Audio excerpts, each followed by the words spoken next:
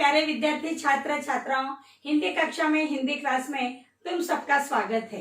सुप्रभात, सुस्वागतम, सुस्वागतम। आज हम पहली इकाई पाठ 11वां पद्य निर्माणों के पावन युग में इस कविता का, इस पद्य का वाचन करेंगे।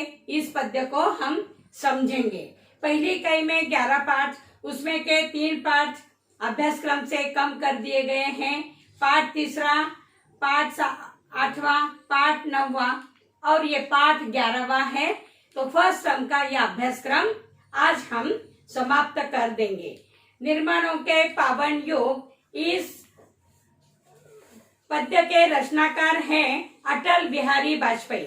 अटल बिहारी वाजपेयी को तो हम सभी जानते हैं। ये भारत के पूर्व प्रधानमंत्री होने के साथ साथ कवि, पत्रकार और प्रखर वक्ता भी थे।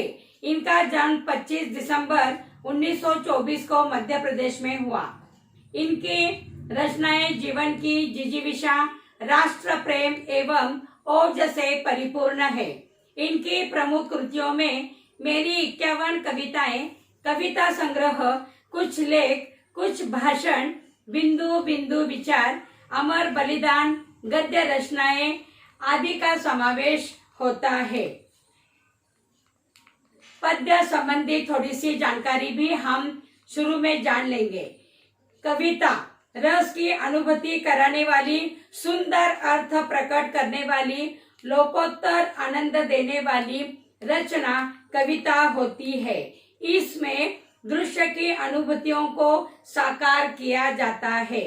इस कविता में वाजपेयी जी ने नूतन अनुसंधान, संस्कृति के सम्मान, जगत का कल्याण, उत्थान करने के साथ साथ ही चरित्र निर्माण करने को विशेष महत्व प्रदान किया है। उन्होंने यहाँ पर उसे स्पष्ट किया है, अनुभूतियों को साकार किया है।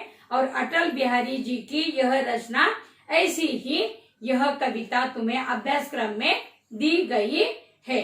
तो सबसे पहले आज हम इस कविता का वाचन करेंगे, उसके बाद कविता का अर्थ समझेंगे। निर्माणों के पावन युग में हम चरित्र निर्माण न भूले, स्वार्थ साधना की अंधी में वसुधा का कल्याण न भूले। वसुधा यानी पृथ्वी, धरती, अवनी, माना अगम अगाध सिंधु है, संघर्षों का पार नहीं है, किंतु डूबना मझधारों में साहस को स्वीकार नहीं है। जटिल समस्या सुलझाने को नूतन अनुसंधान न भूले। निर्माणों के पावन युग में हम चरित्र निर्माण न भूले, स्वार्थ साधना की आंधी में वसुधा का कल्याण न भूले। शील, विनय, आदर्श, श्रेष्ठता, तार बिना झंकार नहीं है। शिक्षा का स्वर साध सकेगी यदि नैतिक आधार नहीं है। कीर्ति कौमुदी की गरिमा में संस्कृति का सम्मान न भूले। निर्माणों के पावन युग में हम चरित्र निर्माण न भूले, स्वार्थ साधना की आंधी में वसुधा का कल्याण न भूले। आविष्कारों की कृतियों में यदि मानव का प्यार नहीं है, सृजनहीन विज्ञान व्यर्थ है, प्राणी का उपकार नहीं है।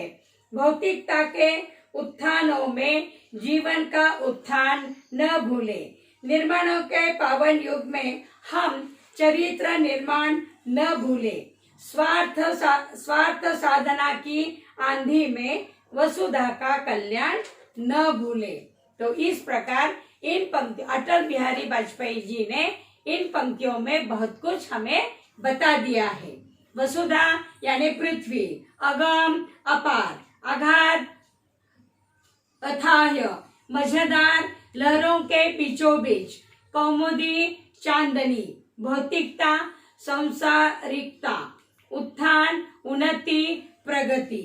तो अब हम अटल बिहारी वाजपेयी इन पंक्तियों में क्या कहते हैं उसे सरल भावार्थ भी सुनेंगे। कवि निर्माणों के पावन युग में कल्याण न भूले। कवि ने इस युग को निर्माण का पावन युग कहा है।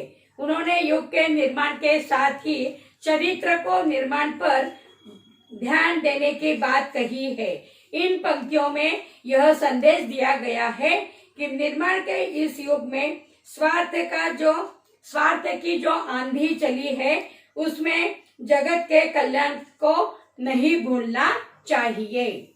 नंबर 2, माना अगम अगाध डैश अनुसंधान न भूले। इन पंक्तियों में कवि कहते हैं, कवि के अनुसार जीवन संघर्षों का महासागर है। जीवन हमेशा एक जैसा नहीं होता, कभी दुख कभी सुख। तो यह उनके अनुसार संघर्षों का महासागर है। इसका पार पाना बहुत मुश्किल है, लेकिन जब तक साहस है तब तक समस्याओं के मझधार में डूबना स्वीकार नहीं कर सकते। यह भी नहीं भूलना चाहिए कि नए नए अनुसंधान यानी खोज जिसकी हम तलाश करते रहते हैं और समस्याओं का गहन अध्ययन कर उसका समाधान भी निकाला जा सकता है और उसे हमें निकालना चाहिए। नंबर 3, निर्माणों के पावन युग में डैश डैश कल्याण न भूले। कवि ने युग को निर्माण का पावन युग कहा है।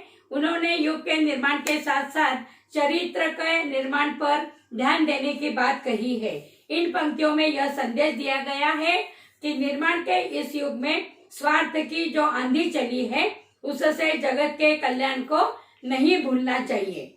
नंबर 4, शील विनय आदर्श डैश डैश सम्मान न भूले।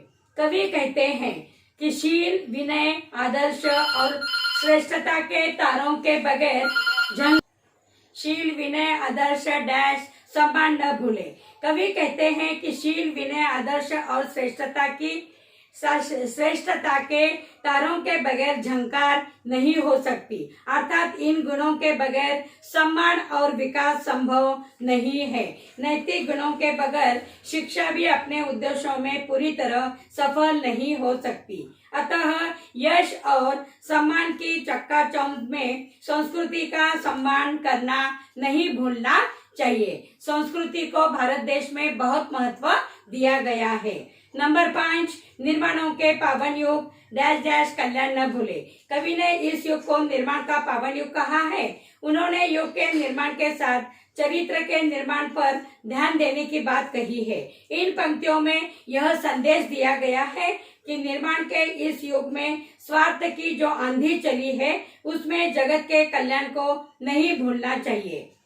नंबर 6, आविष्कारों की कृतियों में डैश डैश उत्थान न भूले। नवयुग के नव निर्माणों अर्थात आविष्कारों में यदि इंसानियत की भावनाओं के लिए जगह नहीं है, उसके लिए प्यार नहीं है, तो वह व्यर्थ है। यदि मानव जाति का कल्याण नहीं होता है तो विज्ञान की सारी खोज व्यर्थ है। सांसारिक सुख एवं विकास में जीवन के मूल उद्देश्य को नहीं भूलना चाहिए।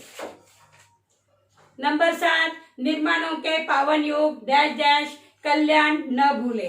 कवि ने इस युग को निर्माण का पावन युग कहा है। उन्होंने युग के निर्माण के साथ साथ चरित्र के निर्माण पर भी ध्यान देने की बात कही है। इन पंक्तियों में यह संदेश दिया गया है कि निर्माण के इस युग में स्वार्थ की जो आंधी चली है उसमें जगत के कल्याण को नहीं भूलना चाहिए। तो इस प्रकार इस कविता में कवि ने हमें बहुत कुछ करने के लिए कहा है, संदेश दिया है। प्रस्तुत कविता के माध्यम से कवि ने यह संदेश दिया है कि हमें आज के इस निर्माण युग में अपने अच्छे चरित्र का निर्माण भी करना चाहिए। हमें केवल स्वयं के स्वार्थ के बारे में न सोचकर पूरे विश्व के बारे में हमें सोचना चाहिए। विश्व के लोगों के बारे में, कल्याण के बारे में हमें सोचना चाहिए। कवि के अनुसार शील विनय आदर्श श्रेष्ठता आदि गुणों के माध्यम से ही मनुष्य का विकास संभव होता है